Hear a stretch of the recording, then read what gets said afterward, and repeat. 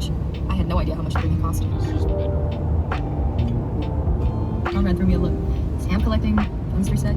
That night, do you remember that night? The night we were driving back from school? It was raining so hard we had to stop at that hotel. We flashed a slight ironic kind of smile. I wanted to smack the smile off his face. For a moment, I felt such rage I think I forgot how to speak. Closing my mouth, sucking in pockets of air. I hadn't even slept the night before. Instead, I agonized over every word he said. Let me have that. That's supposed to mean. I walked up right behind and twisted his arm toward me. Conrad jerked away from me.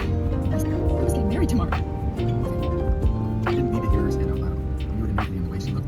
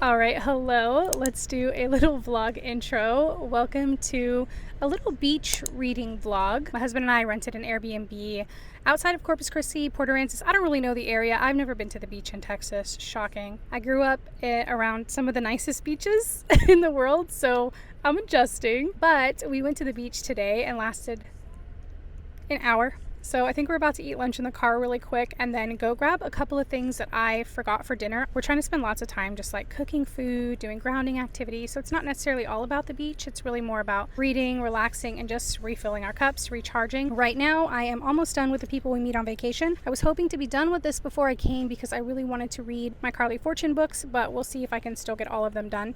I'm definitely going to go back right now, finish this, and then start Every Summer After. I'm enjoying People We Meet on Vacation. I thought I was going to love it a little bit more, but we'll see. I feel like I just really like Emily Henry's writing and it always comes together in the end. So I know I'm gonna enjoy it no matter what. But that is a little update. That is the intro. So we're just gonna get cozy this weekend, do some reading together, and I'll bring you guys along.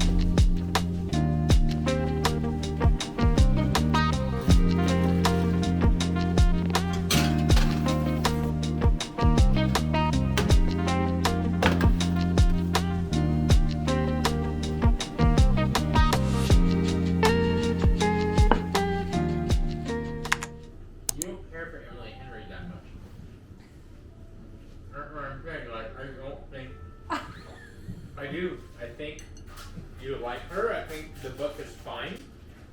I think when you read a book, you're like, it's good. You know. Okay, let me think. Wait, let me think.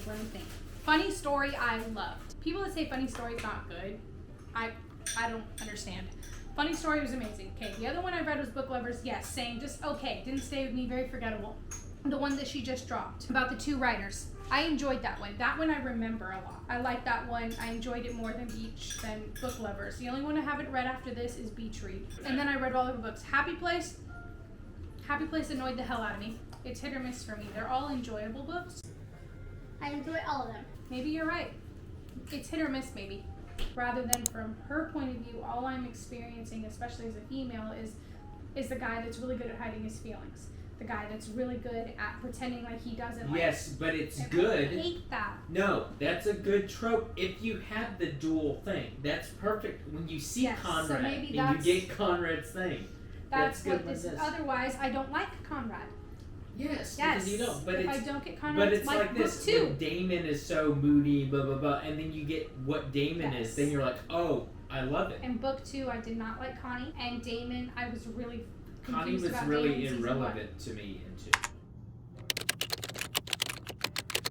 All right, let's do a little day 2 check-in. Technically day 3 of vacation, but day 2 that I'm actually talking to this vlog. We are back at the beach. We're probably only gonna stay for another 45 minutes to an hour because in Texas it is 93 degrees right now. And yeah, Toto, we're not in Hawaii anymore, so we're just like navigating that. I got in the water yesterday for like 5 minutes to my knees, just walked up to my knees, and then I had tar all over my legs, and I was like, so we're adjusting. We're grateful to be here. I'm not complaining. I'm kind of complaining, but I'm also like not complaining. I'm grateful to be here. But anyway, I want to update you guys on People We Meet on Vacation because I finished it yesterday, and you caught a little, like, I just happened to press record and I was just going to record some B-roll of me reading, and then Andrew started talking to me about the book. So you got some like good discourse on how I was feeling about the book as I was almost done. I think I had like 30 to 50 pages left. I can't quite remember. And I was starting to feel like I'm not sure about this. I'm not sure about the characters at this point. I was feeling a little flustered. I also wasn't feeling like very connected to the characters. And then Andrew threw a hot take at me. He's like, I don't really think you like Emily Henry books. And I'm like, what? I loved Funny Story and I like her writing and I enjoy them, but I think maybe they're not like ultimately, oh my gosh, my favorites maybe? I don't know. He like threw a curveball at me. I was like, what is reality? But anyway, it came together so beautifully, and there's actually some quotes that I want to tab or like highlight, and I'm thinking maybe I'll start to like actually write in my books and annotate. I never do that, but maybe I will.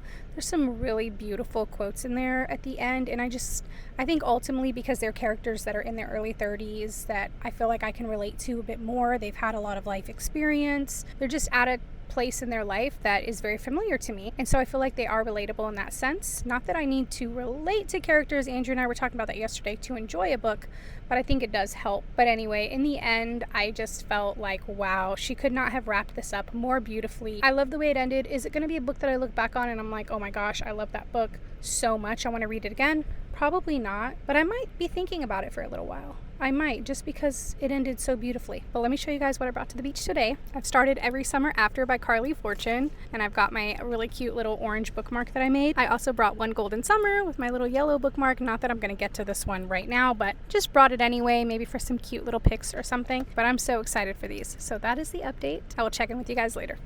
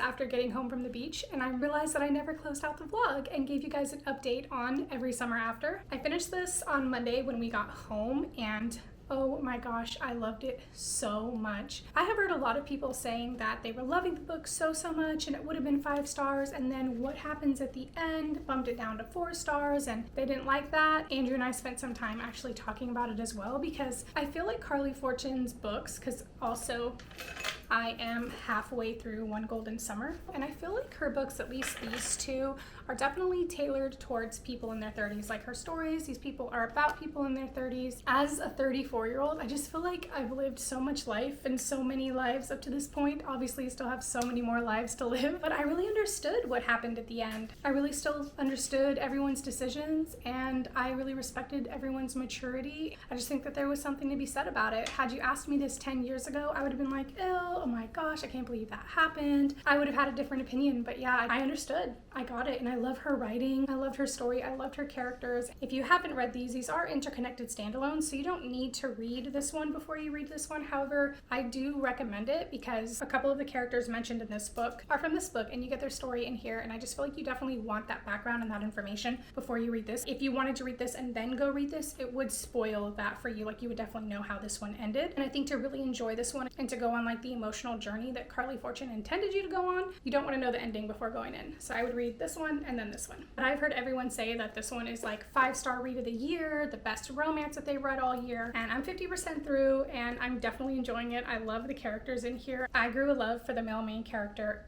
that's in this book, in the first book, in Every Summer After, so I was just so excited to get his story and to just get more of him in this book. So yeah, I'm thoroughly enjoying them. That is my update. I feel like it was a very good reading weekend at the beach. I didn't pressure myself to read too much, and like that's all that I did. I wanted to be super present with Andrew and also spend some time just taking in my environment and being really present, and I just feel like it was a really lovely weekend. As always, thank you guys so much for being here. Don't forget to subscribe if you want to see more reading content, lifestyle content, life in my 30s, and I will see you guys in the next one.